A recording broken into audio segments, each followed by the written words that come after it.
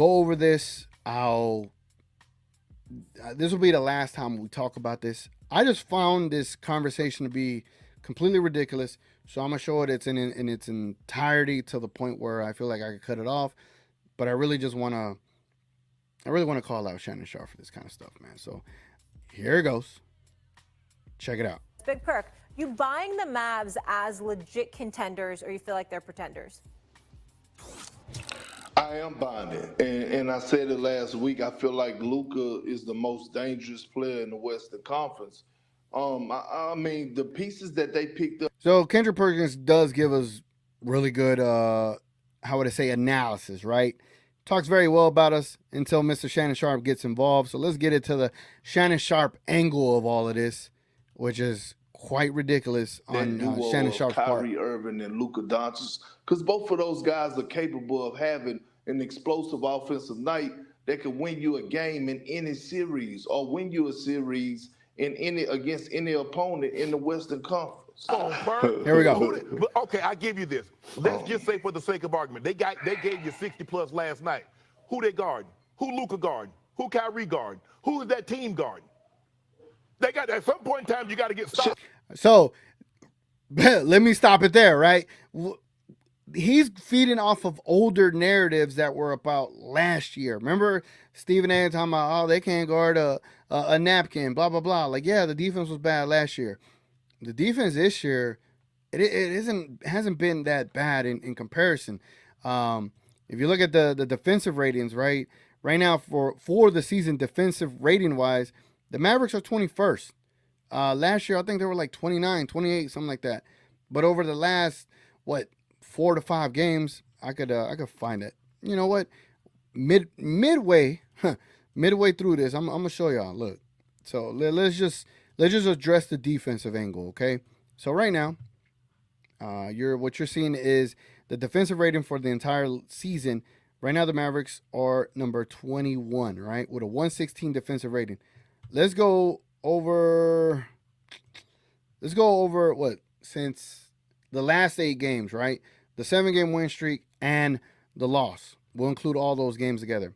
Let's see where the Dallas Mavericks defensive rating ranks. The Dallas Mavericks over those last 8 games have the 4th best defense. So what is Shannon Sharpe talking about? Who's going to guard them? You know what I'm saying? It's not like we didn't beat anybody in that 8-game winning streak. We definitely destroyed the Thunder. We beat the Suns. And yeah, we beat up some other low-hanging fruit teams, right? But that's a sign of a good team. And you look at the statistics here, since we want to talk about stats, they have a net rating of 11.4 in those last 8 games. The Boston Celtics have the best one because they're the best team, right? The Minnesota Timberwolves, they have a 14.6 net rating because they're one of the best teams, right? Is there anyone else with a plus 11? No. We were the 3rd best team in that regard. As far as net rating, we were 3rd. You know what I'm saying? So that's my problem with some of these national pundits. They just go off of older narratives when they don't know that we have P.J. Washington, when we have, Gafford and Lively, we have Derrick Jones Jr. And then you also have a superstar player in Luka Doncic who is top 10 in 3 defensive categories. But they just want to gloss over it. So let's continue to hear what Shannon Sharpe and his shenanigans, what he doesn't know about the Mavericks. Let's keep listening to this. Shannon, nobody's guarding nobody in today's game, okay? But in crunch time, you got to. If they don't get any easy buckets, they ain't got nobody that can play with their back. Okay, look at Jokic, look at Cat, look at teams you say in the Western Conference for the most part. Now, even Chet Holmgren, he can play with his back to the basket a little bit, but who they got that can play with their back to the basket to get you an easy bucket? I ain't talking about one of those acrobatics who Dini shot, Luka, and Kyrie and Luka and Kyrie. When you talk about 2 of the best. Oh, my internet lagging. All right, let me jump in here. He talked about clutch, right? Talked about clutch. I like Shannon Sharpe. I hate exposing him like this because I'm really gonna repurpose what I'm doing right now and show this to other people, whatever the case may be. But let's talk about clutch, right? Here's clutch statistics, right? You want to talk about clutch stats. In the clutch, the Dallas Mavericks are 17-6 with an offensive rating of 128 and a defensive rating of 104 and a plus net rating of 23.5 in the clutch. This is legitimate stuff here. I'm not pulling this out of my ass, right? I'm not just saying stuff to say it. I'm rebuttaling a far-fetched take that Shannon Sharpe did no research on when you're talking about clutch. The Mavericks are the second best clutch team in the league. better than the Clippers, right? The Clippers are 16-11. The Mavericks are 17-6. They haven't been in the clutch that often as the Clippers. It's kind of crazy, the net rating, the 16-11, and they've got a crazy net rating. But the Mavericks, ladies and gentlemen, 17-6. They're probably the best one. I don't really care. They're the best one. Y'all see that, right? I'm not coming up with these things. I'm finding them, doing my research, and then showing you. Huh. Is that so hard to be on national media to provide proper context without bull crap narratives, right? Let's hear the rest of this. Post up wings and guards in the league. Kyrie's 6 foot tall. He ain't posted up nobody. That don't mean what you are. Tell me you haven't been watching basketball without Kyrie, telling me you hold haven't on. been watching Kyrie basketball. Kyrie don't have a post game. Kyrie don't have a post game. That's what my you goodness, said. Shannon Sharpe, are you sitting up here on national television and telling me that How many times you saw Kyrie down on the block say, "Give me the ball down on the block"? Perk, come on now. I'm not saying he can't finish. We know Luka like to play. Luka like to play out of the post, kind of like LeBron, because now he's a bigger guard. He can get that, but they don't get any easy buckets. Perk. And I get it. They won 7 of 10, but Perk, they not no serious 7 of 8 threat because they don't have anybody to match up with Minnesota. They don't have anybody to match up with the Nuggets. They don't have anybody to match up with the Clippers. Come on, bro. But well, you got to cut. Well, what are you talking about? You know what I'm saying? Like, I get you. Cat is great.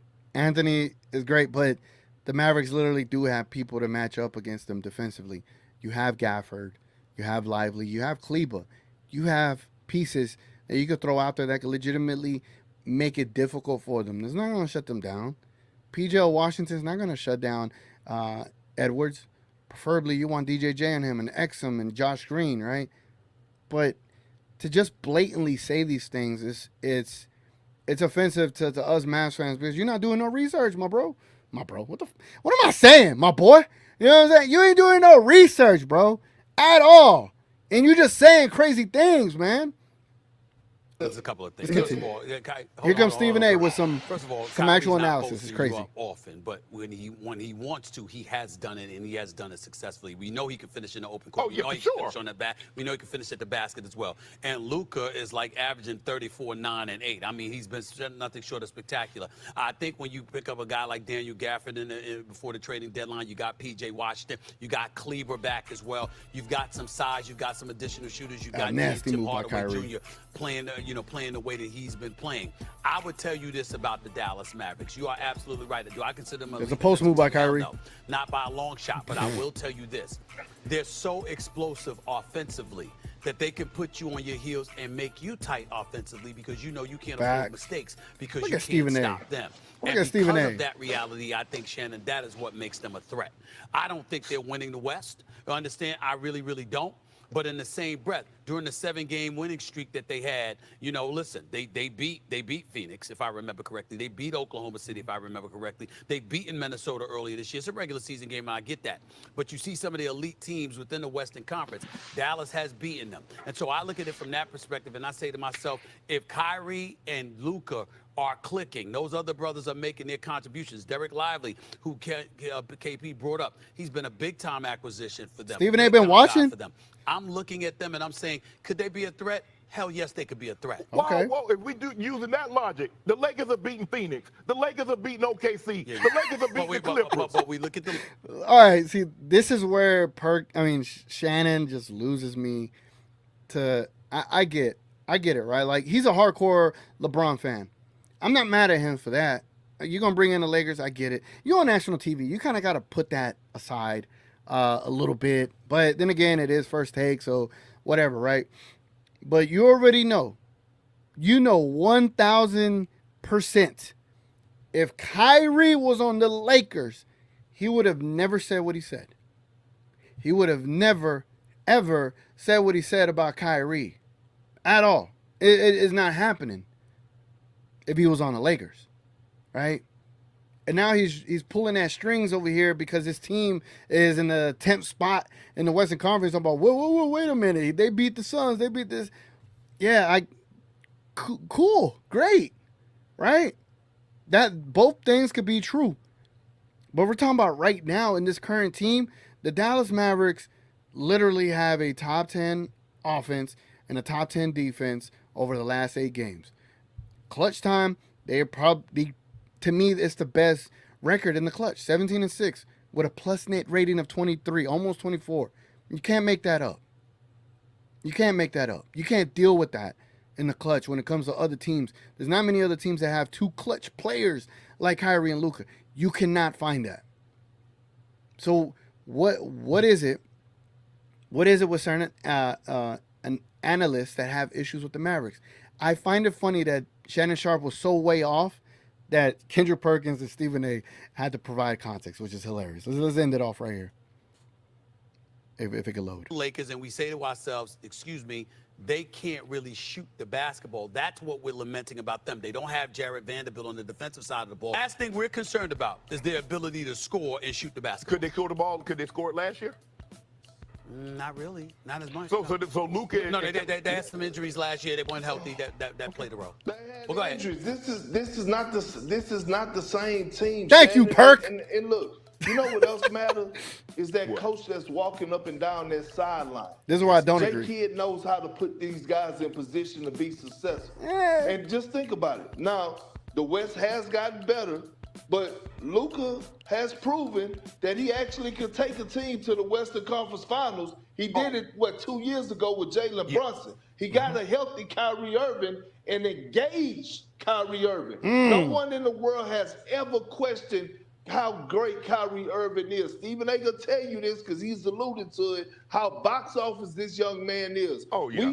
We want to know, when is he going to show up to work? Kyrie Irving has showed up to work. Kyrie Irving has been committed to the Dallas Mavericks. Facts. That is a dangerous duo to mess with. Yep. And you can ask anybody in the Western Conference if they want to see those 2 guys in a 7-game series. Not saying that they're going to not that they can't put up a game plan to beat them, but that scouting report is going to be hard as hell, and it's going to be a tough out. Clutch record. Here we go. Record. I love this part. Within 5 points, last 5 minutes. Thank you, Stephen A. Dallas Mavericks, 17-6 this year. Best clutch record in the NBA right now. Yes, sir. Kyrie Irving, Luka Doncic combined, shooting 50% on clutch field goals, 48% on 3-pointers, 88% on free throws. That's who they are. Can't ignore that. No. Can't ignore that. So you want a bad part? Woo! Look, I love Shannon Sharpe, man. I ain't gonna kill Unc that hard on him. But you gotta understand, man. If you're gonna be on that stage, you gotta do your research. I understand he got shows at night, the nightcap. He's a football Hall of Famer. I ain't disrespecting him as the individual. I'm disrespecting his lack of research. Okay, I love Shannon Sharpe. I think what he's doing is great. I do think he has a little bit of an ego because he's also taking it to Twitter, pulling up stats about how many post-up plays are ran for Kyrie and Luka. Sometimes a post-up, and I think the analytics got to work on that, right? Like identify what it constitutes as a post-up play. Like, do you have to be in post-up position, catch the ball, and then work from there? Or can you dribble into the post? Because I think in this modern game, you could literally dribble down into the post area and then do some post work and then go get you a point.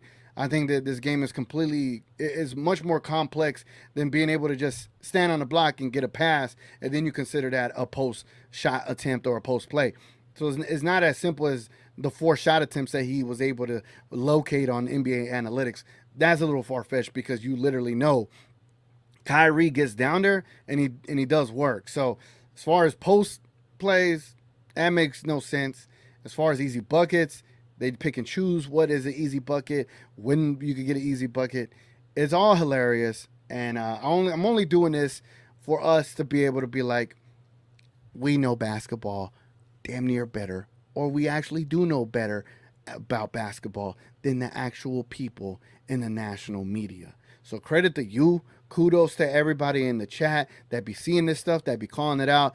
Give yourself a pat on the back. Give you a round of applause. Again, we're better than these guys in certain aspects.